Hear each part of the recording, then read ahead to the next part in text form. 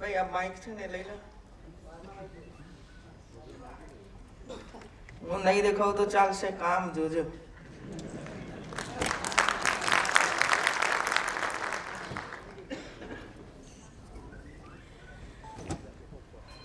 સુરત શહેરના BRTS અને અન્ય પ્રકલ્પોના ઉદ્ઘાટન પ્રસંગે ઉપસ્થિત રાજ્યના શિક્ષણ મંત્રી ભાઈ શ્રી નાનુભાઈ વાનાણી, દંડક શ્રી અજયભાઈ ચોકસી, મેયર શ્રી નિરંજનભાઈ, ગુજરાત હાઉસિંગ બોર્ડના ચેરમેન શ્રી વિવેકભાઈ, શહેર અધ્યક્ષ અને ધારાસભ્ય ભાઈ શ્રી પૂર્ણેશભાઈ મોદી, પૂર્વ મંત્રી શ્રી રંજીતભાઈ ગિલીટવાલા, ધારાસભ્ય શ્રી કિશોરભાઈ, રાજાભાઈ પટેલ, મુકેશભાઈ અને સંગીતાબેન, સ્ટેન્ડિંગ કમિટીના chairman Shri Niravbhai Shah, deputy mayor Shrimati Ranjanben Vekariya, પક્ષના નેતા શ્રી કિશોરભાઈ, વીર નર્મદ યુનિવર્સિટીના ઉપકુલપતિ શ્રી દક્ષેશભાઈ, વિવિધ સમિતિના ચેરમેન શ્રીઓ, સૌ કાઉન્સિલર ભાઈ બહેનો, સંગઠનના સૌ પદાધિકારી શ્રીઓ, ઉપસ્થિત સૌ ભાઈઓ અને બહેનો, વિકાસના કામો ની એક વણથંભી વિકાસ યાત્રા ચાલે છે. આખા ગુજરાતની અંદર એટલા બધા કામો થયા છે કે ઉદ્ઘાટનમાં અને ખાત મુહૂર્તમાં મંત્રીશ્રીઓ પહોંચી જ વળતા નથી. આવું છે. અને એટલે ઘણી વખત હું કહું છું કે મંત્રીઓની અમારી રાહ ન જુઓ, કાઉન્સિલરો પણ કરે ને સમાજના આગેવાનો પણ ઉદ્ઘાટન ખાત મુહૂર્ત કરીને કામને વેગ આપે. એવું છે.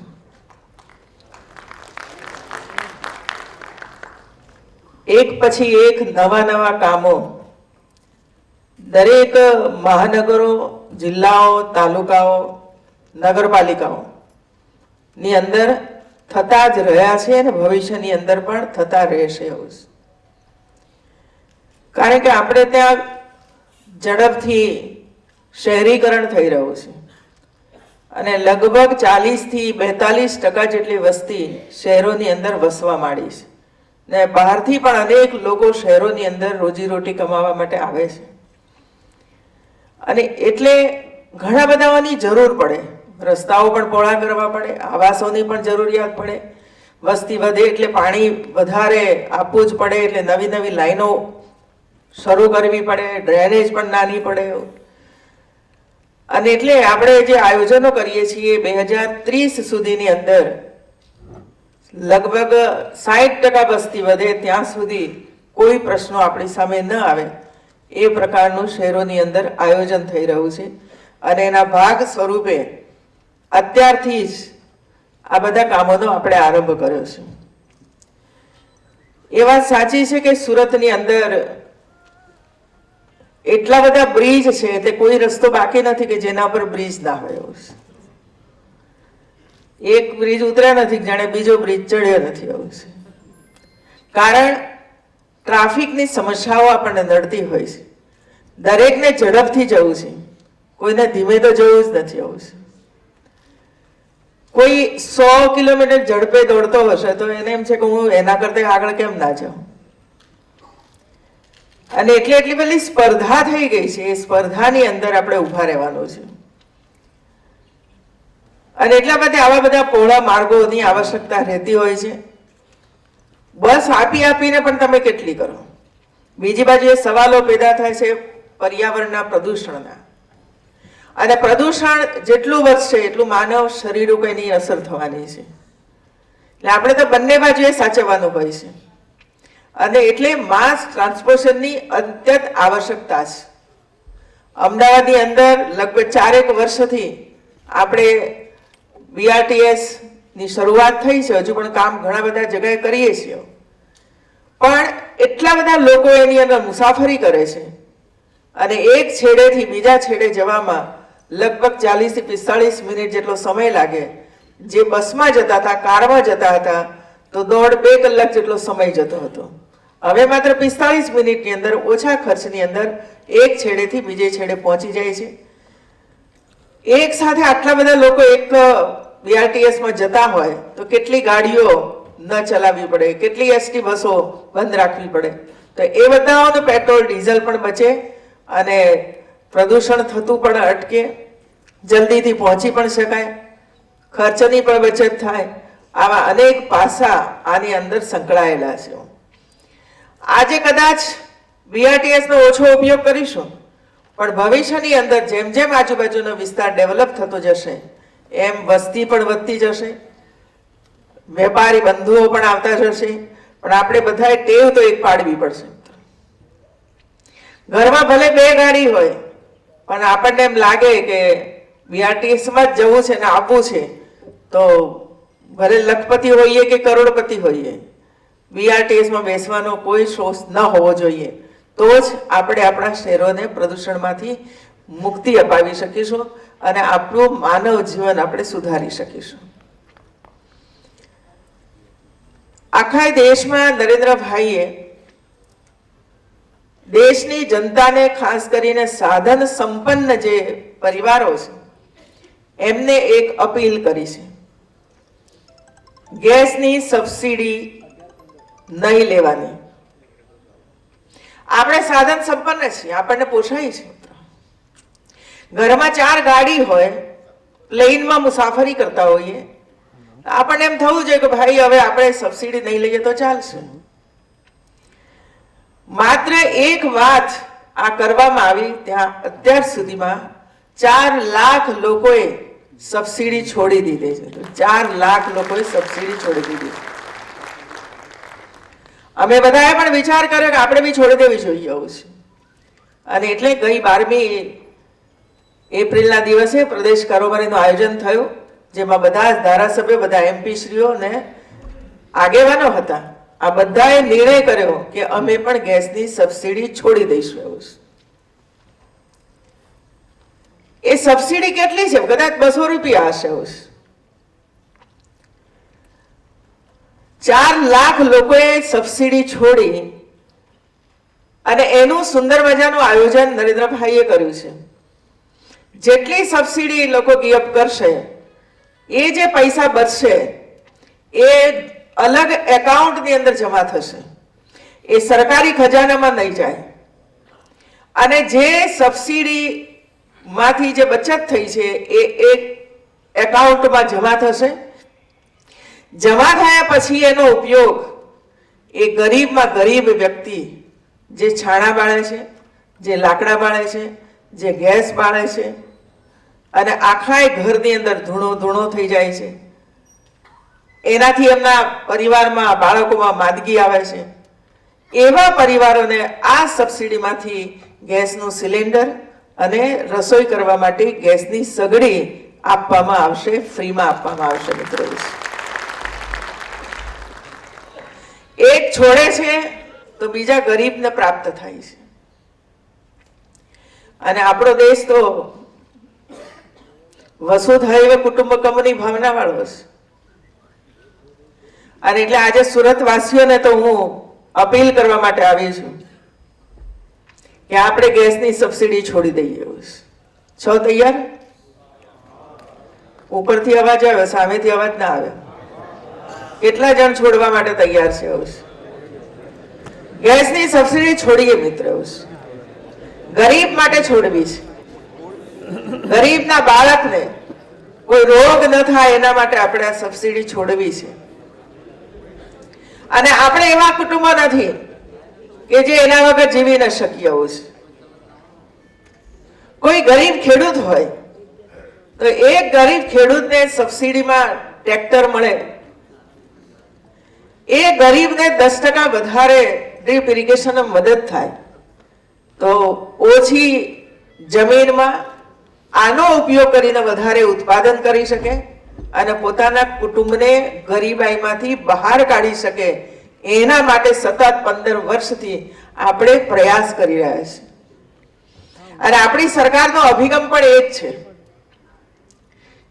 ગરીબને ગરીબ નથી રહેવા દેવો, ગરીબને વધારે ગરીબ થાય એના માટે ભલે એ લોકોએ પ્રયાસ કર્યો, પણ આપણે ગરીબ ગરીબાઈમાંથી બહાર નીકળે અને પોતાના કુટુંબને સાધન સંપન્ન બનાવે, બાળકને સારું શિક્ષણ આપી શકે, સારું ભોજન કરી શકે, માતા સારા અને તંદુરસ્ત બાળકનો જન્મ આપી શકે, એના માટે જે કંઈ થઈ શકે એ કરવા માટે રાજ્ય સરકાર છેલ્લા 15 વર્ષથી સતત પ્રયાસ કરી રહી છે. રોડ મળે, BRTS પણ મળે, સારી સારી યુનિવર્સિટીઓ તો પણ મળે, સારા કોર્સીસ હોય તો આપણો વિદ્યાર્થી અભ્યાસ પણ સારો કરી શકે. આ બધું તો જરૂરી છે જ, પરંતુ આપણે હ્યુમન ડેવલપમેન્ટ ઇન્ડેક્સની પણ ચિંતા કરવી જ પડે. માનવ વિકાસ સૂચકાંક તરફ પણ આપણું ધ્યાન કેન્દ્રિત થવું જોઈએ. આપણો દેશ 125માં ક્રમે છે.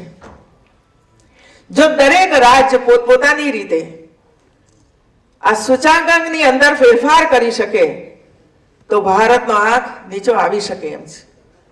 અને એટલે આપણો પ્રયાસ આ પણ છે કે માનવીનો વિકાસ થાય એના માટે 3 બાબતો ઉપર આપણે ધ્યાન કેન્દ્રિત કરવું છે. એક હેલ્થ ઉપર, બીજું એજ્યુકેશન ઉપર અને ત્રીજું આર્થિક ઉપાર્જન કરી શકે એવું છે. હવે હેલ્થને જ્યારે આપણે વિચાર કરીએ છીએ ત્યારે હેલ્થ ઉપર શાનું શાનું અસર થતી હોય છે તો હવા, પાણી અને ખોરાક. હવા શુદ્ધ હોવી જોઈએ, પ્રદૂષણ મુક્ત હોવી જોઈએ, શુદ્ધ ઓક્સિજન મળે એના માટેના પ્રયાસો થવા જોઈએ. એના માટે આ જનમાર્ગ ને વૃક્ષો વાવો અને ઉછેરો ને આવા ઘણા બધા પ્રયાસોનો આરંભ કર્યો છે. પાણી, શુદ્ધ પાણી જોઈએ પીવાનું. આપ તો બધા સૌરાષ્ટ્રમાંથી અહીં આવીને વસ્યા છો, ઉત્તર ગુજરાતમાંથી અહીં આવીને વસ્યા છો. શું કામ વસ્યા આપણે બધા? પાણીનો પ્રકોપ હતો ભાઈ. પાણીને કારણે સ્થળાંતર થયું અને સ્થળાંતરને પરિણામે આજે દક્ષિણ ગુજરાતની અંદર, ઉત્તર ગુજરાત હોય કે સૌરાષ્ટ્ર હોય કે કચ્છ હોય, જુદા જુદા વિસ્તારોમાં, મુંબઈ હોય કે વિદેશોમાં જઈને વસ્યા રોજીરોટી માટે. આપણા દેશમાં કઈ ખૂટ્યું નતું બધું, પણ આ બધા જે અભાવ પેદા થયો એ અભાવને કારણે સ્થળાંતરો કરવા પડ્યા. અને એટલે આપણી સરકારે પાછલા 15 વર્ષથી દરેક વિસ્તારને કમસે કમ શુદ્ધ પીવાનું પાણી પ્રાપ્ત થાય એના માટેના પ્રયાસોનો આરંભ કર્યો. હમણાં છેલ્લા 10 દિવસની અંદર અનેક કાર્યક્રમો પાણી આપવાના ઉદ્ઘાટન અમે કર્યા. સુરેન્દ્રનગરના ઢાંકી પાસે લખતરની નજીકમાં 3 પમ્પિંગ સ્ટેશનો તૈયાર થયા. આ 3 પમ્પિંગ સ્ટેશનો એટલે 18 મોટરો અને 18 મોટરો, એક મોટર 1000 થી 1100 હોર્સ પાવરની મોટરો મૂકવામાં આવી. મિત્રો, એ 20-25 હોર્સ પાવરની મોટરો નથી મૂકી, 1000 હોર્સ પાવરની આવી 18 મોટરો મૂકીને 45 માળ ઊંચે પાણી ચડાવીને 3 દિશાની અંદર પાણીને આપણે સપ્લાય કર્યું. એક માળિયા મિયાણા તરફ સપ્લાય થયું જે કચ્છ સુધી પહોંચશે. એક રાજકોટ તરફ આપણે સપ્લાય કર્યું જે જામનગર સુધી પહોંચશે. અને ત્રીજું ભાવનગર અને ભાવનગર બોટાદની આજુબાજુ થયું, જેને પાછળ આપણે 2500 કરોડ રૂપિયાનો ખર્ચ કરીને માત્ર 2-2.5 વર્ષની અંદર આ કામને આપણે અંજામ આપી દીધો. સૌરાષ્ટ્રના બધા જ ગામડાઓ અને કચ્છના બધા જ ગામડાઓને આની અંદર સમાવેશ કરી દેવામાં આવ્યો. અને એટલે હું આજે કહી શકીશ કે કોઈ પણ જગ્યાએ હવે ટેન્કર ચલાવવી નહીં પડે, નર્મદાનું શુદ્ધ પાણી એમને પ્રાપ્ત થઈ જશે. મિત્રો, હવે એ શુદ્ધ પાણી જ્યારે એને મળવાનું છે ત્યારે એના જીવન ઉપર એની અસર થવાની છે મિત્રો. રોગ ધીરે ધીરે કરીને ઓછા થઈ જવાના છે. પશુઓને શુદ્ધ પીવાનું પાણી મળવાનું છે, એમના પણ રોગો ધીરે ધીરે કરીને ઓછા થઈ જવાના છે. આ એક અદ્ભુત કામ આપણી સરકારે પૂર્ણ કર્યું છે. બનાસકાંઠા જિલ્લો એટલે કચ્છની જેમ જ બનાસકાંઠા જિલ્લો છે મિત્રો. આખો રણ પ્રદેશ છે. મોટામાં મોટો જિલ્લો કચ્છ, પછી સેકન્ડ નંબર એનો આવે. બોર્ડર ઉપર ભારત પાકિસ્તાનની બોર્ડર પણ ત્યાં જ. અને એટલે આપણે ત્યાં પણ 250 કરોડ રૂપિયાના ખર્ચથી 3 તાલુકા, પાલનપુર તાલુકો, ડીસા અને દાંતીવાડા, આ 3 તાલુકાના એક ગામના ઘર સુધી પાણી પહોંચાડવા માટેનો આપણે ઉદ્ઘાટન કર્યું અને એ પાણી પણ ત્યાં એ લોકોને પહોંચ્યું. દાંતીવાડાથી સીપુ બંને ડેમ છે. દાંતીવાડામાં આપણે નર્મદાનું પાણી નાખ્યું અને ત્યાંથી બંનેની વચ્ચે બંને ડેમને જોડતી પાઇપલાઇન તૈયાર થઈ ગઈ. આ પાઇપલાઇન તૈયાર થઈ એટલે આપણે દાંતીવાડા ડેમની અંદર નર્મદાનું પાણી નાખ્યું. એ નર્મદાનું પાણી આ પાઇપલાઇન મારફતે સીપુની અંદર પહોંચ્યું, સીપુ ડેમની અંદર પહોંચ્યું. અને સીપુ ડેમની અંદરથી એની આજુબાજુના કિસાનોને ખેતી કરવા માટેનું, સિંચાઈ કરવા માટેનું પાણી એની અંદરથી પ્રાપ્ત થઈ રહ્યું છે મિત્રો. તો આર્થિક ઉપાર્જન માટે આ બધાની આવશ્યકતા હોય છે. એનાથી વધારે જ્યારે ઓગસ્ટ મહિનાની અંદર હું એક વખતે બોર્ડર ઉપર ગઈ હતી અને બોર્ડર ઉપર જઈ ગયા ત્યાંના બધા જવાનોને મળવાનું થયું હતું. 1-2 કલાક હું ત્યાં રોકાઈ હતી, એમના પ્રશ્નો સમજવાની કોશિશ કરી હતી. ત્યારે એક પ્રશ્ન એમણે મને કહ્યું કે અમને અહીં પીવાનું પાણી મળતું નથી અને અમારે 80 કિલોમીટર દૂરથી ટેન્કરો દ્વારા અહીં પાણી લાવવું પડે છે. અને એમની આખા બોર્ડર ઉપર 120 કિલોમીટરના એરિયામાં 31 બોર્ડરો છે, ચોકીઓ છે. હવે રાત દિવસ જે વ્યક્તિઓ સુરક્ષા કરતા હોય, તાપ તડકો કોઈ જોતું ના હોય અને એમને આપણે પાણી પહોંચાડી ન શકીએ એવું તો કોઈ રાજ્ય, કોઈ દેશ ન હોય ભાઈ. ગમે તેટલો ખર્ચ થાય તો પણ એ કરીને ત્યાં સુધી નર્મદાનું શુદ્ધ પાણી પહોંચાડવું જોઈએ.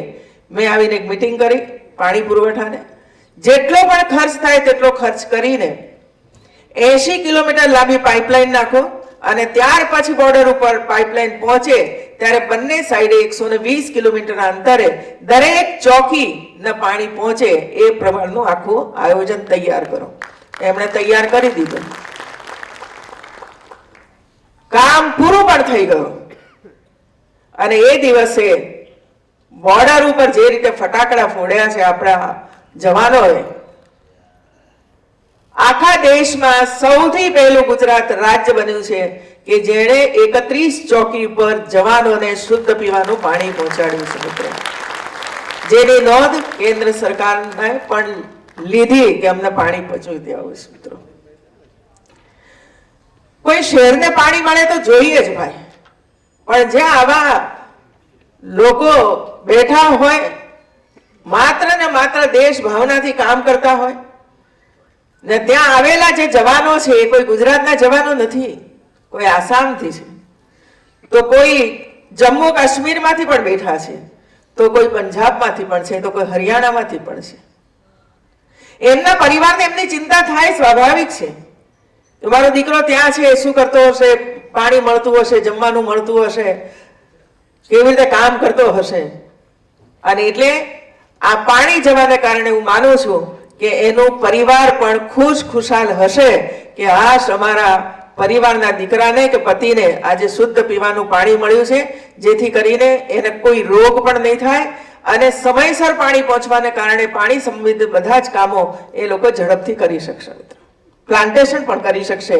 જે પાણી નાહવા ધોવા વપરાતું હશે એવું શુદ્ધ પાણી હશે તો બોર્ડર ઉપર આપણે પ્લાન્ટેશન કરીને પર્યાવરણના પ્રશ્નો પણ ઉકેલી શકીશું આની અંદરથી. નખત્રાણા, લખપત, નખત્રાણા અને અબડાસા, આ 3 વિસ્તારો એટલે બોર્ડર સાથે જોડાયેલા વિસ્તારો છે. તો અનેક વખતે જવાનું થાય છે. ત્યાં કિલોમીટરના કિલોમીટર સુધી તમને કોઈ ગામ જ જોવા ના મળે. ચારે બાજુ વાવડિયા દેખાતા હોય. 15-20 કિલોમીટર જાવ એટલે આનું સરખું ગામ આવે. આ 3 તાલુકાઓને પણ પીવાનું પાણી પહોંચે એના માટે પરમ દિવસે જ 18મી તારીખે લખપતની અંદર 200 કરોડના ખર્ચથી આપણે ત્યાં ખાતમુહૂર્ત કર્યું ને આવતા 1.5 વર્ષની અંદર આ કામ પૂર્ણ કરીને આવી ધૂળની ડમરીઓ ઉડતા વિસ્તારની રહેતા જવાનો હોય કે માણસો હોય, પશુઓ હોય, એ બધાને પણ આપણે કામ પૂરું કરી દીધું. તો મેં કહું એમ ભાઈ, હવે આની સાથે શિક્ષણની વાત આવી છે. શિક્ષણમાં આપણે ઘણું બધું કરીએ છીએ મિત્રો, પણ આ વખતે એક નવા કાર્યક્રમ સાથે આપણે આગળ વધી રહ્યા છીએ. ઘણી વખતે શાળાઓની અંદર જવાનું થાય છે, કોઈને કોઈ બાળકો મળવા આવે છે, ત્યારે કેટલાક દ્રશ્યો તમે જોતા હશો, હું પણ જોતી હોઉં છું. અત્યાર સુધી શાળા આરોગ્ય કાર્યક્રમમાં આપણે તાવ આવે છે, મેલેરિયા થયો છે, આ થયું છે, તે થયું છે, હાર્ટનો પ્રશ્ન છે, કિડનીનો પ્રશ્ન છે, એવા જે ગંભીર રોગો હતા એના તરફ આપણું ધ્યાન હતું અને આપણે કામ શરૂ પણ કર્યું. ઘણા બાળકોને આપણે એ માંદગીમાંથી બચાવવાનું કામ કર્યું છે ને કરતા રહ્યા છે. હવે એનાથી આગળ વધીને 2-3 કામો એની અંદર આપણે એડ કરવા માંગીએ છીએ. એક છે બાળકોના દાંત. એના તરફ આપણું ધ્યાન જ નથી. ન પરિવારનું ધ્યાન છે, ન સ્કૂલોના શિક્ષકોનું ધ્યાન છે, ન સરકારનું આપણું પણ ધ્યાન નહોતું. એવું છે.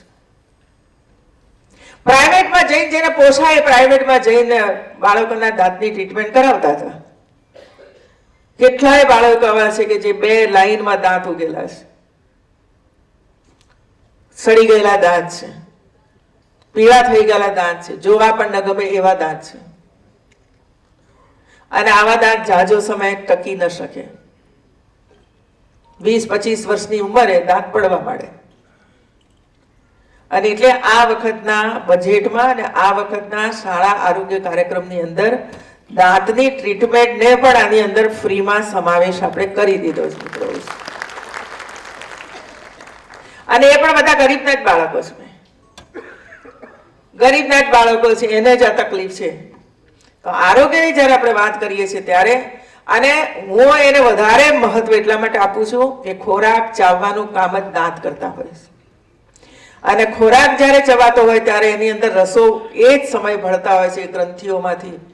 ત્યારે ખોરાકમાં લાળ રસ વગેરે ભરીને પછી અંદર જાય ત્યારે ખોરાકનું પાચન થતું હોય છે. પણ દાંત આવા અખડ વખડ હોવાને કારણે, કારવાયેલા હોવાને કારણે, દાંત દુખતા હોવાને કારણે પૂરતો ખોરાક ચવાય નહીં. અને એવા ખોરાક બાળકો ઉતારી દે એટલે શરીરમાં પણ એની અસર જાજી જે થવી જોઈએ એ ન થાય. બીજું, કેટલાક બાળકો જન્મે છે ત્યારે ખોડવાળા જન્મે છે. કોઈને હોઠ તૂટેલા હોય છે, કોઈને નાક અડધું હોય છે અથવા તો નાક જ નથી હોતું,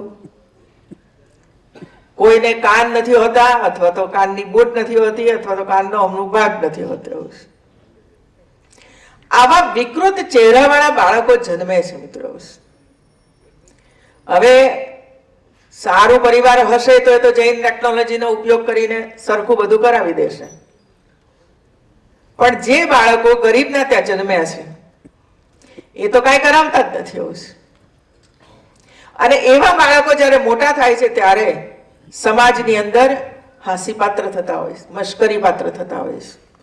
અને એમાંય ખાસ કરીને દીકરી હોય તો એના તો લગ્ન જ ન થાય, કોઈ લે પણ નહીં ને કોઈ આપે પણ નહીં. એવું છે. અને એટલે એમનું ભવિષ્ય બગડતું હોય છે મિત્રો. હમણાં હું એક દાહોદ જિલ્લાની અંદર એક મોડેલ સ્કૂલની અંદર વિઝિટે ગઈ હતી. ત્યારે લગભગ 80-90 કન્યાઓ હોસ્ટેલની અંદર રહેતી હતી. બધી દીકરીઓને હું મળી ત્યાં. તો હવે 2-3 દીકરીઓ જે હું વાત તમને કરું છું એવી જ દીકરીઓ મને મારી સામે મળી. મેં એમને પૂછ્યું ક્યાંથી આવે છે, શું કરે છે, આમ તેમ આના ઓપરેશનો, એટલે કે કોણ કરાવે. અને એને જોઈને આમ આપણને એમ થાય કે નહીં નહીં આ કામ કરવું જોઈએ આપણે, એવું છે. આમાં કોઈ ખર્ચનું મહત્વ નથી ભાઈ, એને જીવનનું મહત્વ છે. એક દીકરી એવી હતી કે જેના કાન ઉપર આવડો મોટો ગાંઠ જેવું હતું, બીજા કાને જોયું તો એ કાન ઉપર પણ એવડી મોટી ગાંઠ હતી. એવું મેં એને પૂછ્યું, ગાંઠ જન્મી ત્યારથી આવડી છે કે મોટી થઈ? તો કે આ મોટી થતી જાય છે. હવે આજે 8-9 વર્ષની દીકરીના કાન ઉપર જો આ ગાંઠ હોય તો એ જેમ જેમ મોટી થતી જશે એમ એના કાન ઉપરની ગાંઠ મોટી થતી જશે અને અંતે એનો કાન લબડી જશે. એટલા માટે મેં કહ્યું છે કે એનું પણ ઓપરેશન શક્ય હોય તો કરાવી દેવું જોઈએ અને ડોક્ટરો સાથે વાતચીત કરીશું.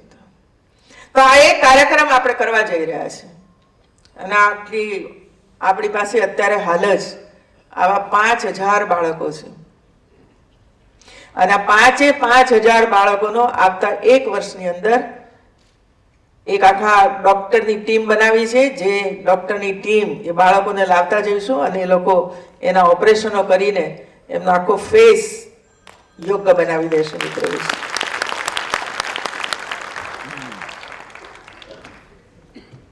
આવી બહેનો ઘણી બધી પાસે આવે છે. મિત્રો, આ વિચાર ત્યાંથી આવ્યો છે કે આ બધું આપણને કેમ સૂઝતું નથી કે આવું બધું કરવું જોઈએ. એવું છે.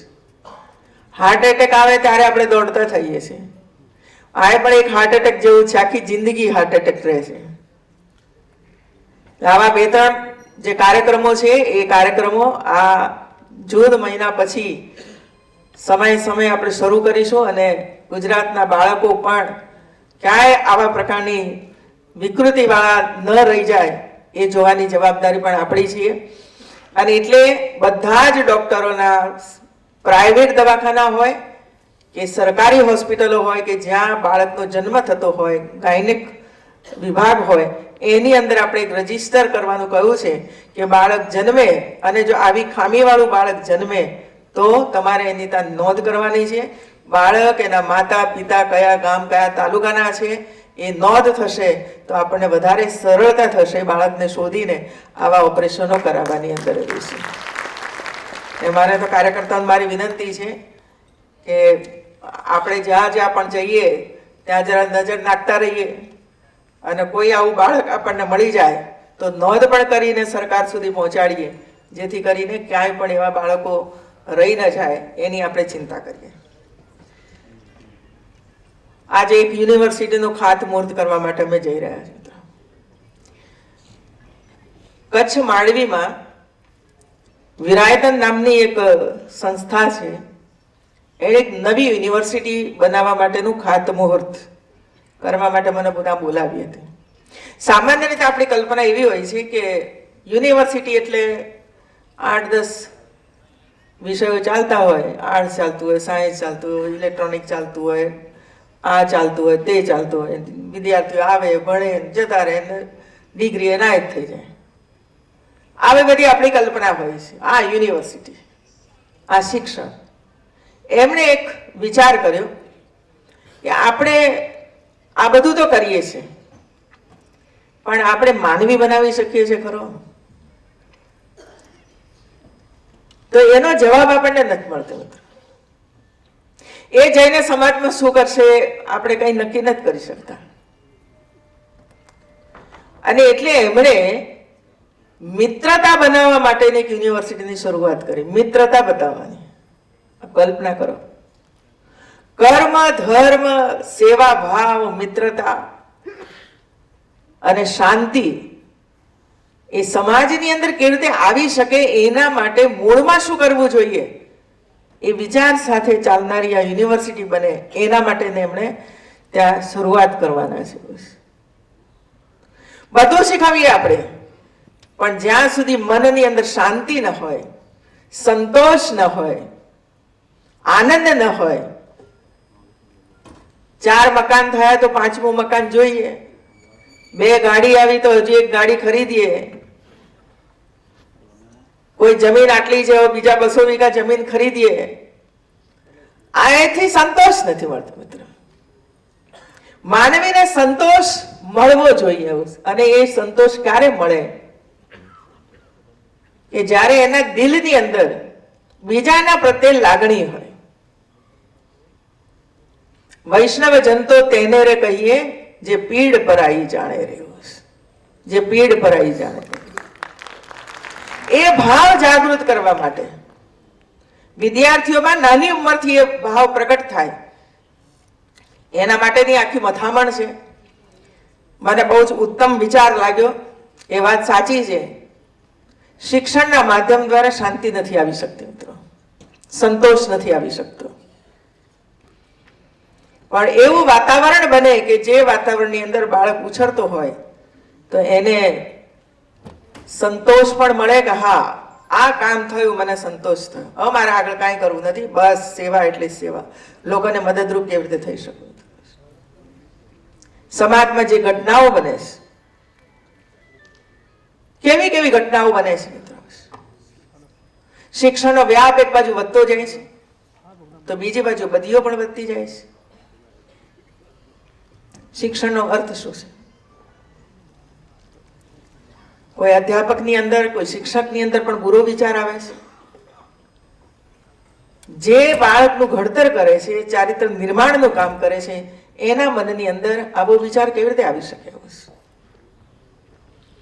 અને એટલા માટે ગહન ચિંતન કરવાની આવશ્યકતાઓ છે. અને એટલે વિરાયતન સંસ્થાએ યુનિવર્સિટીની જ્યારે શરૂઆત કરી રહ્યા છે ત્યારે મેં એમને કહ્યું કે આ પ્રયોગ સક્સેસ થાય અને આમાંથી નિર્મિત થયેલા હજારો વિદ્યાર્થીઓ બહાર નીકળે અને જે કલ્પના આપણા પૂર્વજોએ રાખી છે, આપણી પર એ કલ્પના છે મિત્રો, ભારત વિશ્વગુરુ બને, ભારત વિશ્વગુરુ બને. આમ થવાથી વિશ્વગુરુ ન બની શકે, માર્ગદર્શન ન કરી શકે મિત્રો. માર્ગદર્શન એ કરી શકે જેનું સંપૂર્ણ જીવન ત્યાગમય હોય, સંતોષી હોય, શાંતિમય જીવન હોય. આવું નિર્માણ ત્યારે થાય ને એટલા માટે મને લાગે છે કે ધીરે ધીરે કરીને વિશ્વગુરુ બનવાની દિશામાં ભારત આગળ વધશે. આવા બધી યુનિવર્સિટીઓ શરૂ થશે ત્યારે એવું છે. આજે ડિજિટલ ગુજરાત ને ડિજિટલ સુરત ને ડિજિટલ ઇન્ડિયા, નરેન્દ્રભાઈએ જે વિચાર આપણી સામે મૂક્યો હતો, ધીરે ધીરે કરીને ગામડાઓમાં પણ ડિજિટલ ગામડા થઈ રહ્યા છે. કેટલીક નગરપાલિકાઓ ડિજિટલ બની ચૂકી છે. ગામના સરપંચો પોતાની જાતે જ પોતાના ગામને ડિજિટલ બનાવી રહ્યા છે, એટલે વાઈફાઈ બનાવી રહ્યા છે. આજે સુરતે પણ ખાસ કરીને સરકારી કચેરીઓની અંદર વાઈફાઈની શરૂઆત કરી છે, જેનો ઉપયોગ વિદ્યાર્થીઓ અથવા તો સમાજના આગેવાનો કરી શકશે. અને ધીરે ધીરે ગુજરાત સ્માર્ટ તો નહીં પણ સ્માર્ટેસ્ટ સિટી બને એ દિશામાં સુરત આગળ વધે. આપણે તો હજુ ઘણું બધું કરવાનું બાકી છે, ઘણું કરવાનું છે. સ્ટડી એ કરવો જોઈએ કે દુનિયાના જે શ્રેષ્ઠ દેશો છે, શ્રેષ્ઠ સિટી છે, એ શ્રેષ્ઠ સિટીમાં શું શું છે અને એમાંથી આપણા સુરતની અંદર શું ખૂટે છે, શું નથી. એ જો દિશામાં આપણે વિચાર કરી લઈએ તો એની અંદર થોડું ઘણું જે કંઈ ખૂટતું હોય એને આપણે પૂરું કરી દઈએ તો વિશ્વના નગરોની અંદર આપણું સુરત હોય કે અન્ય રાજ્યો અથવા તો શહેરો એની અંદર આવી શકે છે. તો એ દિશાની અંદર આપણા અધિકારીશ્રીઓ જરા શોધ સંશોધન કરે કે લંડન હોય તો લંડનમાં શું છે ભાઈ, આપણે શું નથી. શિકાગો તો એમાં શું છે અને આપણે ત્યાં શું નથી. આવા પ્રકારના વિચારો કરીશું અને એમાં જે ખૂટતું હશે એના તરફ આગળ કરીશું તો માનું છું કે થોડાક સમયની અંદર સુરત પણ વિશ્વના દેશોની અંદર હરોળમાં આવી શકશે એવું છે. અને આવે એવી અપેક્ષા સાથે આપ શ્રીએ જે કંઈ કામો કર્યા છે માટે સૌ અધિકારીશ્રીઓને, બધા જ કાઉન્સિલર ભાઈ બહેનોને ખૂબ ખૂબ અભિનંદન આપું છું. આપના કામો વધુને વધુ કરતા રહેશો. રાજ્ય સરકાર આપની સાથે છે અને આ બુધવારે તમારે ચેક લેવા માટે આવવાનું છે. રાજ્ય સરકારનું આયોજન છે જે દર વર્ષે આપણે દરેક નગરપાલિકાને અને મહાનગરોને રાજ્ય સરકારનું ચેક આપતા હોઈએ છીએ. કોઈને 500 કરોડ, કોઈને 400 કરોડ, કોઈને 2 કરોડ, કોઈને 5 કરોડ. તો એ કાર્યક્રમ પરમ દિવસે છે. આપ પધારશો એ કાર્યક્રમની અંદર અને વધારે સ્માર્ટ સિટી બનાવશો એવી અપેક્ષા. જય જય ગરવી ગુજરાત, જય જય ગરવી ગુજરાત.